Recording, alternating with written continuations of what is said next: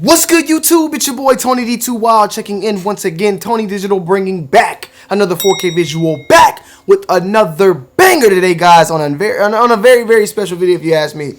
This one I haven't done in quite some time. I think I want to say about,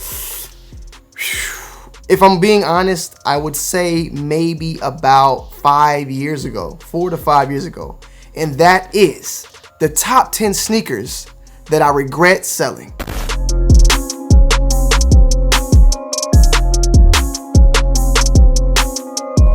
So going further in depth and actually checking it out, the last time I did this video was back in 2016.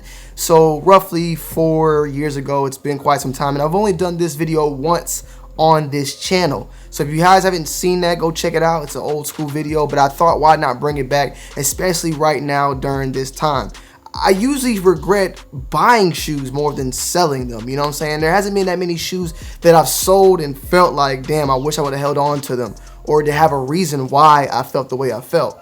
But I was able to bring this to a top 10 list and break it down for you guys and girls today to tell you guys my top 10 sneakers that I regret selling. Coming in at number 10, guys, is the Galaxy Phone Big Bang 2.0, the 2.0. I was just trying to get rid of some stuff, man. I've been doing a lot of spring cleaning, and I'm doing it today, man. But with spring cleaning, it makes you kind of get crazy, especially when big money is getting thrown left and right.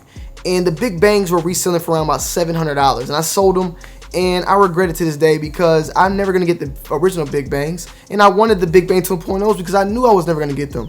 But then I sold the Big Bang 2.0s, and now I don't got nothing. You know what I'm saying? So I regret selling them because, like I said, I know I'll probably never get them in the near future, or at least the originals, and I kind of just let the money take over. You know what I'm saying? I wasn't going to be wearing them, and that's probably one of the reasons why I sold them. But you'll see a lot in this video today that a lot of the shoes that I sold it for the money, but really what matters now is having it in my collection. It's not about the money. A lot of these shoes I sold, you know, that today that I'm selling, or I've sold, I mean, it's not that I regret selling them because I could have made more money now. It's more so that I sold them and I regret selling them because I wish I would have had them in my collection still as a collector. So this is just to top it off the list. It gets worse down the road. Coming in at number 9 is the Nike Element React 87, and this is, I forgot the specific colorway for it, but I had these on the 2 Wild's closet for a long time, and I think this is the undercover collab, by the way. I think for that reason, them being there for a long time was God trying to give me a chance to realize that I did not want to sell these. I didn't want these to leave me, but I just kept persisting to the point where I just ended up selling them on StockX for that quick little flip. I hadn't worn them. I didn't wear them. I got them from the SneakerCon app, did a pickup video on them there, but I never wore them. But overall, just looking back at it now, the React and what it has became, and the shoe itself being one of the first of the forefronts as far as the shoe that made it, you know, the colorway and the collab that made it pop off, it definitely was a shoe that I look back and just wish I could have had for more of a, you know, piece of the collection, just more of it, what it's all about. It wasn't necessarily me like wearing it, but me having it. So when I look back at my collection and go through the times and all that, I remember this 87 model because I don't think I really have any other 87s in my collection at this point. And the 87s just aren't really making much noise now. Having that would have definitely told the story better of my collection and where I'm at, and versus, you know, this collections tell stories and they show you where we went, where we were to where we are. And having a shoe like the 87 Element React definitely would have told a great story that I no longer can tell. Coming in at number 9 is the Zoom Rookie Galaxy. This was a retro of a previous model that I believe released back in like 2012 or something like that, 2013. During All-Star Weekend, they retroed, and I believe I picked that pair up at Soul Play. Definitely was a dope shoe. I love the shoe, don't get me wrong. One of the main reasons why I sold it was because it was just too small. The shoe was just super uncomfortable. It was definitely something that I probably could have kept on to, but at the same time, the shoe itself has not really jumped up much. Well, let me check now. Last time I checked, it didn't jump up much in resale value, so it was something I was willing to get rid of, and if I ever wanted to get them back, I could easily pick them up. Right now, I could pick up a size 8.5 for $278, so that's about how much I sold them for. So and they retail for $220. So in reality, you know, it really wasn't something that I lost out on. However, knowing how sneakers go, over time they may go up more and more in price. The main thing was they were uncomfortable. I wore them during All-Star Weekend in Charlotte, and my foot was broken. They're just so hard, overall just hard and uncomfortable, that it was killing my big toe. I don't know if it was the sizing or what. If you guys had the shoe, let me know. But I mean, it was not a good, comfortable shoe, and at the same time, like, that might be the reason why they just never did well. You know, after a while, it kind of just died off. But it was definitely a good shoe, colorway and story all behind that. I liked them, but just the comfort made me really sell the sneaker overall. Coming in at number 7 is the Jordan 1 Blue Chill Patent. And the reason why I regret selling this shoe is because when I got it, it was patent leather. It looked nice, but I thought I was going to enjoy the Obsidian more. So I was like, oh, I can make some quick bucks. These things were reselling for like $300. It was a flip, a double flip off the rip. I wanted the cash and I wanted the money. I sold them, bam, Obsidians came. And the Obsidians weren't really as much and as well as I expected.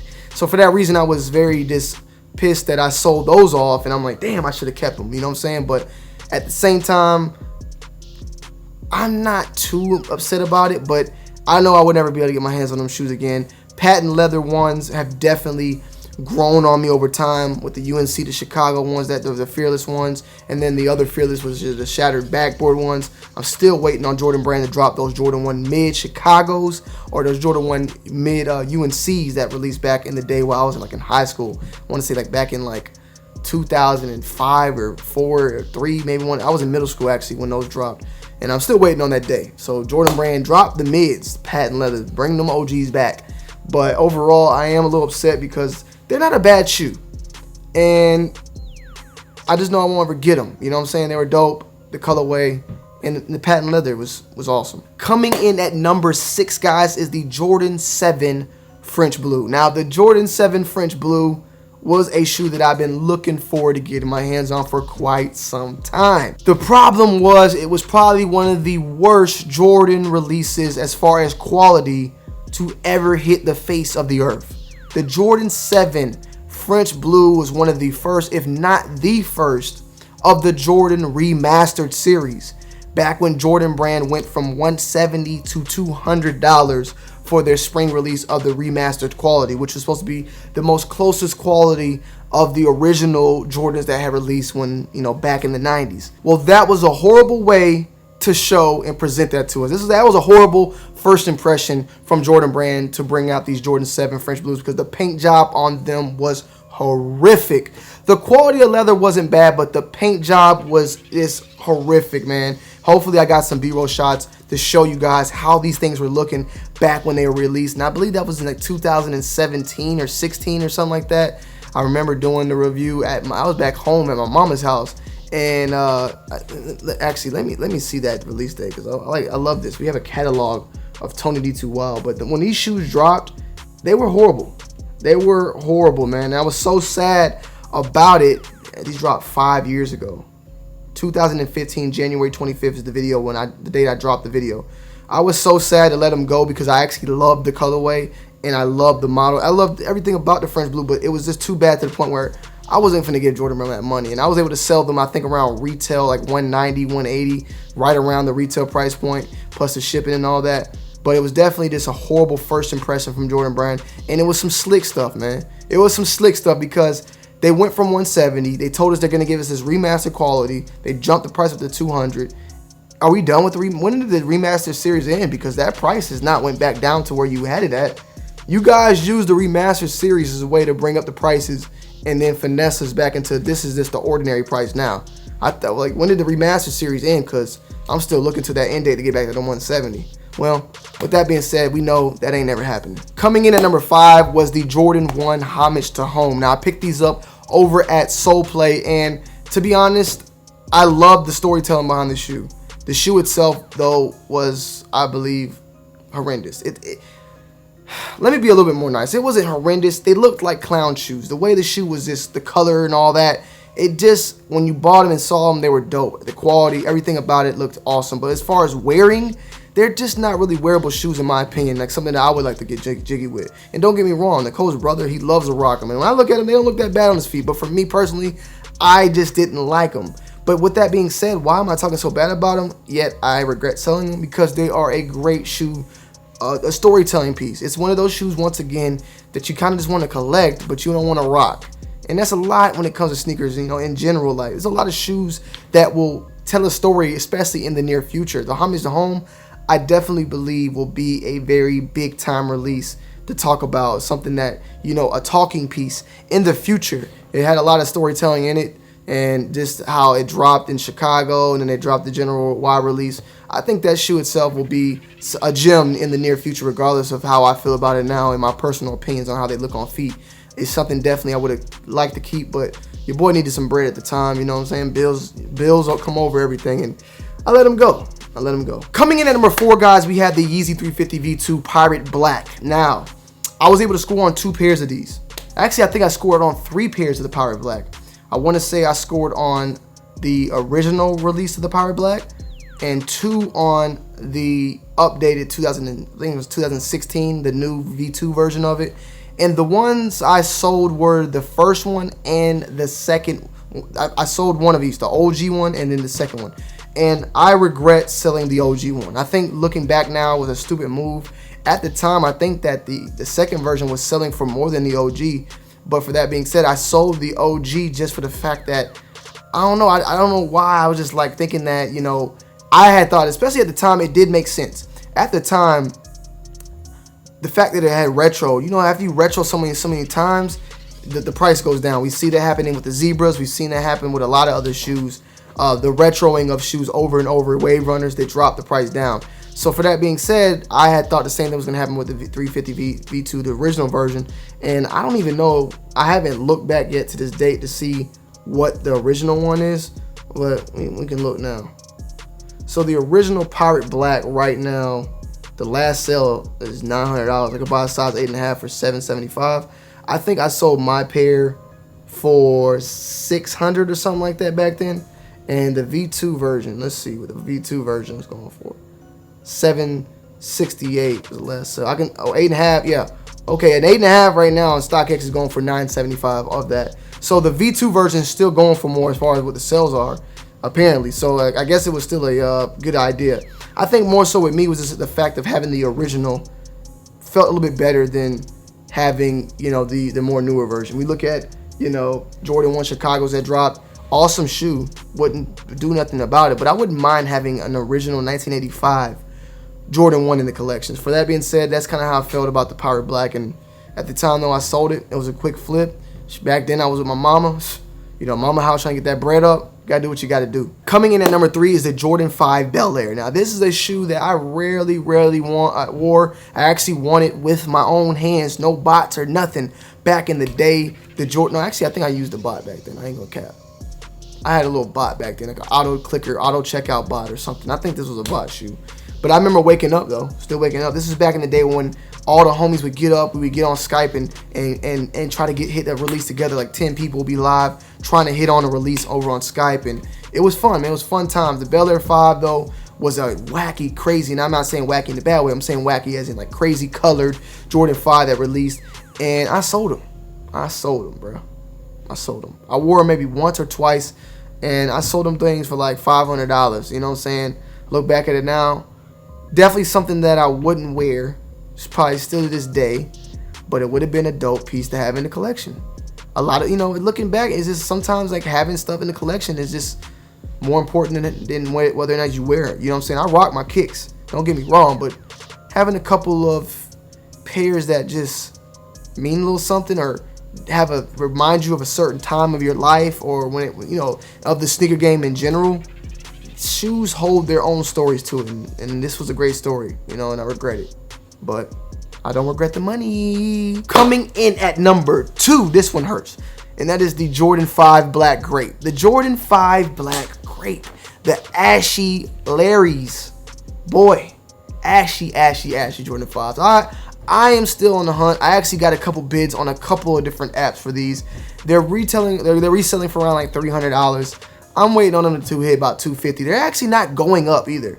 But these are like phenomenal shoes. This was back when there was a hype for this non-retros. You feel me? Like right now, people are going for classics. The creepy, crazy colored retros aren't really just selling like that anymore. Or as far as with the other colors, like you're not seeing that many different color 5s dropping that is causing a look at International Flight 5s, the Michigan 5s. You know, there's any type of different colorways. Some sell, some don't. Some don't cause noise. The Nick 3s or whatever it may be. For this one, bro, the black grape, people were shaving eyebrows, cutting off their hair. It was hype back then. And this black grape in general, I love it. But I let him go. But I'll get them back one day. And coming in at number 1, the worst mistake, and I think this is probably number 1 on the original one. The worst mistake I ever made in my life was selling my Yeezy 350 Turtle Doves. Man, and if you are out there watching this video and you are the guy I sold them to, just let me know you're here. I doubt you're probably watching.